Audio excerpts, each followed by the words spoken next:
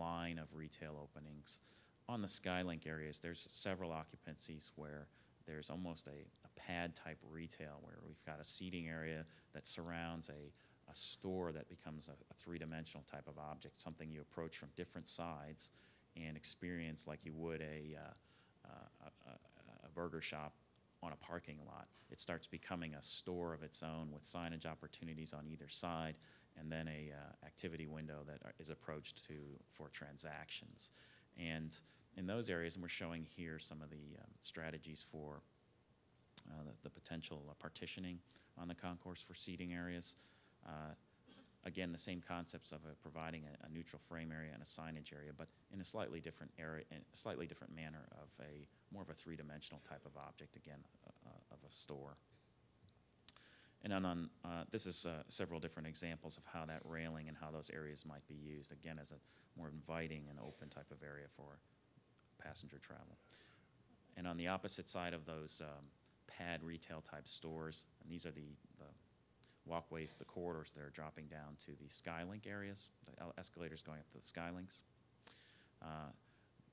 A similar strategy to the concourse section is being applied, except that in this case, we don't have, these areas were built afterwards and they're steel.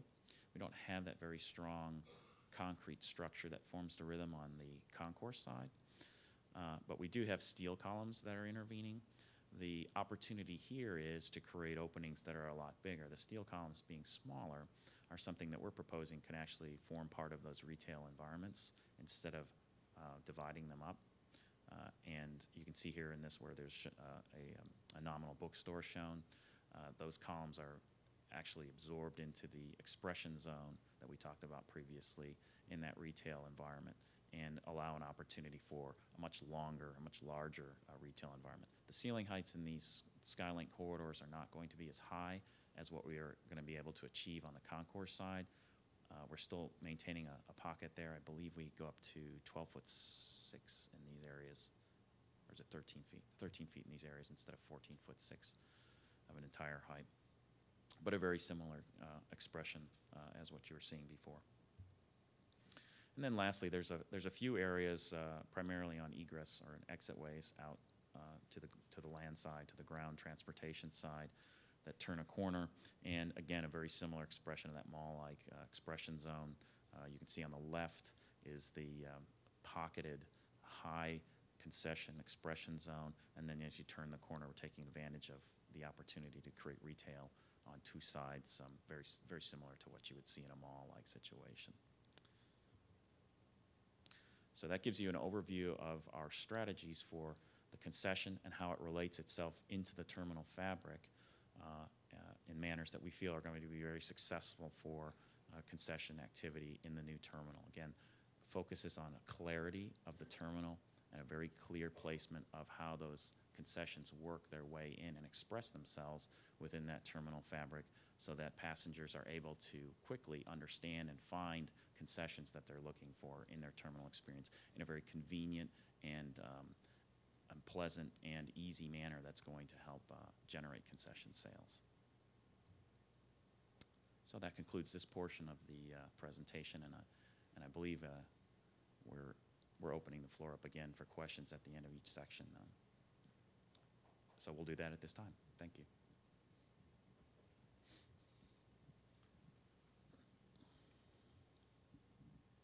Thank you for your presentation. Quick question.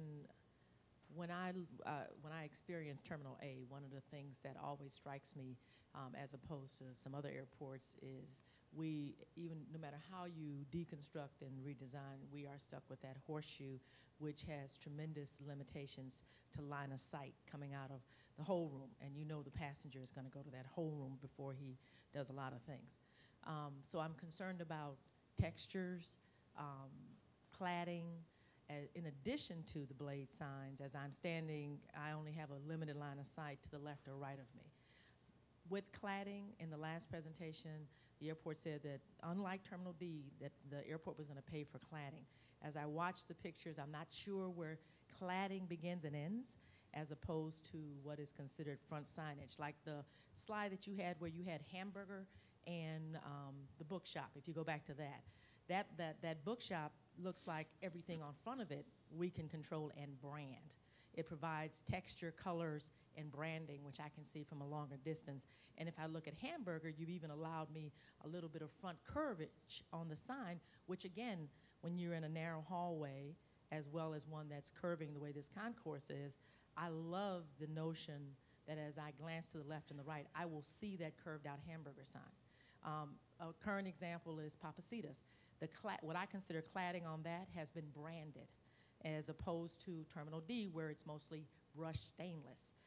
So can you tell me cladding, where will it begin and end, versus frontage, which is branded? So where will my branding look like this, and do I have the ability to do that curve? How much texture can I provide in a limited line of sight environment? That's a very good question. It brought back a lot of memories of all our considerations and thoughts about how this might work. There's two different cases that you've brought up. One is what we're calling a multi-bay situation, which is illustrated in some way by this mock bookstore, but also the Papazitas example would occur on the concourse side. This one's in the Skylink corridor side. But in either case, what we're proposing is that the neutral frame, which you can see in this picture up along the ceiling and then dropping down on the side, defines the edge of the terminal surface. In other words, up to that point, the concessionaire has a relatively unlimited branding opportunity, and from that point and then back into his concession environment, along with the one protruding blade sign. From that edge out is terminal surfaces. So you can see there is beyond that metal frame, there is right on the right-hand corner, there is the suggestion of a column. That would be terminal surfaces, very similar to the column that you're seeing on the left. But everything within there, those claddings on those columns in this particular example, would be branding and expression areas, opportunities for the concessionaire. A very similar strategy would be followed in any multi-bay situation on the concourse side. In other words, they could literally own those columns and be able to wrap them, express what they want around them. In a multi-bay situation, that silver, that brushed stainless frame, neutral frame, running above and then pass it to the edges of its concessions envelope. If you look at that hamburger, lean burger shop, what you're seeing there is really actually the airport architecture that's angling. There's some very strange angles in that corridor, and it actually works in this example to the concessionaire's advantage, because normally if it was straight, you would see that in an oblique manner, but since it angles, it actually turns the signage opportunity, that whole expression opportunity, towards the viewer, both on the concourse side, but also on the Skylink side. So they really get visibility from both sides, and we're showing that in this example because it's a great opportunity to expand visibility no matter where you are in that terminal, which, as you know, is vital for sales, for generating sales traffic in any concessionaire. And that example is somewhat showing that. The actual physical, that way that bulkhead forms itself must occur within that neutral frame boundary. So that may have some aspect of geometry that's happening within that concessionaire's environment there. Another example of that,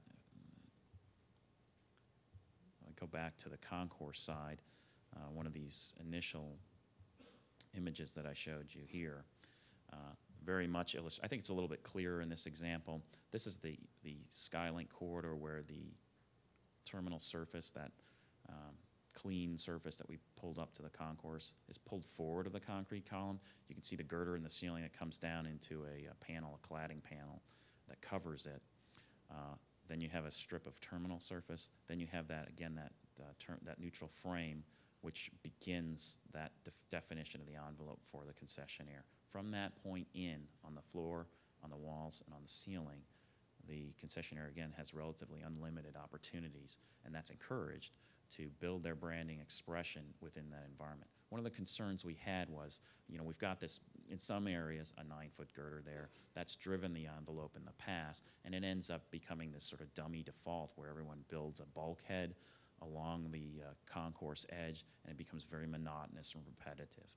One of the objectives of this environment is to create a higher-end experience where concessionaires really are encouraged to build a very strong branding environment and use that entire opening to create a presence on the concourse in the hopes that it'll create a lot of variety and interest for passengers that are traveling and draw them out of the holding rooms and draw them to those concessionaires. Again, the objective is to allow you guys an opportunity to create a branding environment that is going to draw people into your stores and generate sales.